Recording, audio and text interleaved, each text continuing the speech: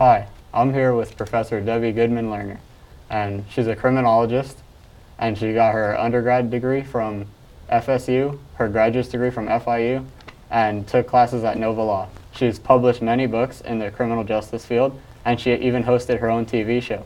So how are you, Debbie Goodman? Very well. Thank you so much, Ben, for inviting me to participate in this wonderful project.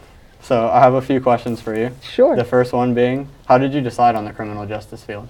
Well, as you had mentioned, I always had an interest in law and justice, and I was actually in law school and graduate school at the same time, attending day classes, attending night classes, and not sleeping, and then having to make a decision, what did I want to do with the rest of my life? So enjoying the law, I decided I wanted to teach law, and hence had the wonderful opportunity to teach for 20 years at Miami-Dade College in our associate program, baccalaureate program, taught at the police academy, taught detectives how to write reports, and that was a great experience. Also enjoyed very much teaching at FIU, and certainly very proud and honored to be here at St. Thomas University.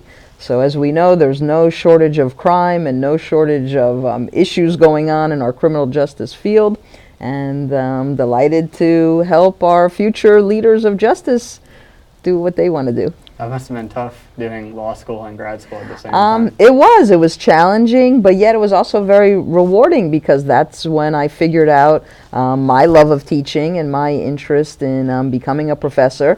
So I did start as a young professor at age 20, 21, starting to teach at the college, and then from there just enjoying really the thousands of men and women with whom I've had the opportunity to work, again here at St. Thomas, FIU, Miami-Dade College, and then in our policing profession at local, state, and federal levels.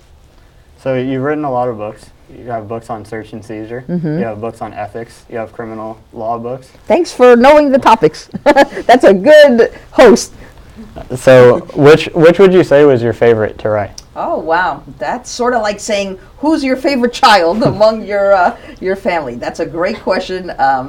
I would probably say, believe it or not, my very first one, not so much because of the topic, although it is an important topic, and it's one that I spent many years training our homicide detectives on police report writing. That one's called Reported in Writing. So just the fact that I was a young professor and writing a manuscript that eventually did get published and is now, used at police academies and colleges and universities worldwide, but more so knowing that it's helped so many people. So even now in South Florida, if I'm out to dinner somewhere or just, with the kids or my husband, and I see a former student who happens to be a law enforcement officer, and they'll say, "Professor, how are you?" And I still have your book, and I keep your book in my patrol car and refer to it. So that's a good feeling.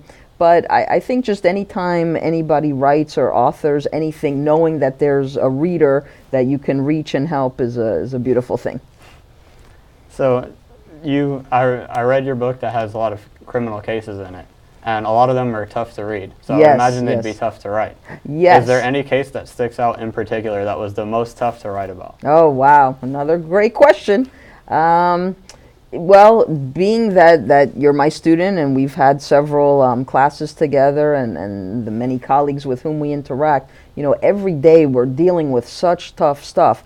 I mean, even today in class when we talk about kids who are victimized and individuals who are just intentionally wanting to do any kind of harm or wrongdoing to people is really just astonishing, no matter how many years one is involved in teaching and training.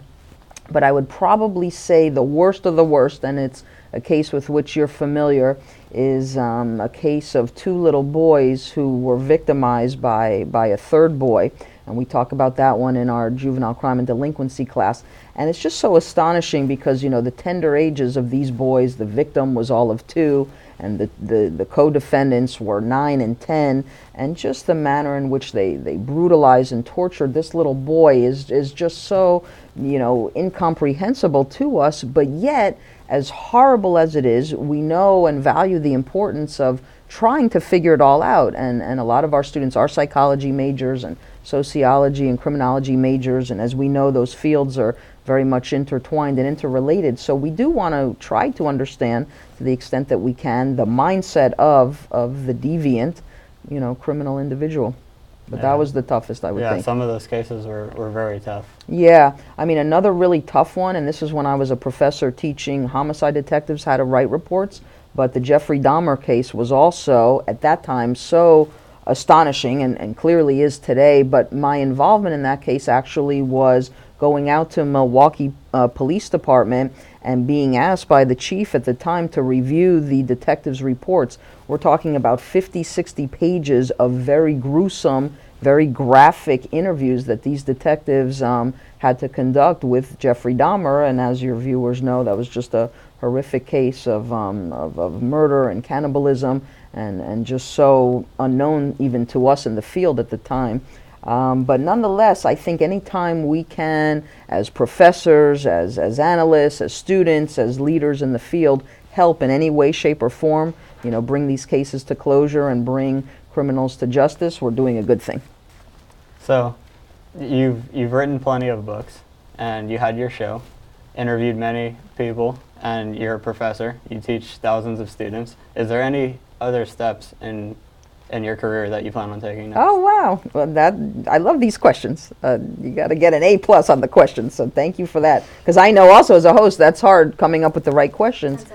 10 seconds. In 10 seconds or less, I love what I do. I've enjoyed every class that I've taught. I want to continue teaching and helping our young minds grow, develop, and see my students succeed. That's my goal. Okay, well, I want to thank you for coming. Thank you for having me. Professor Debbie Goodman. What a pleasure. Thank you so much.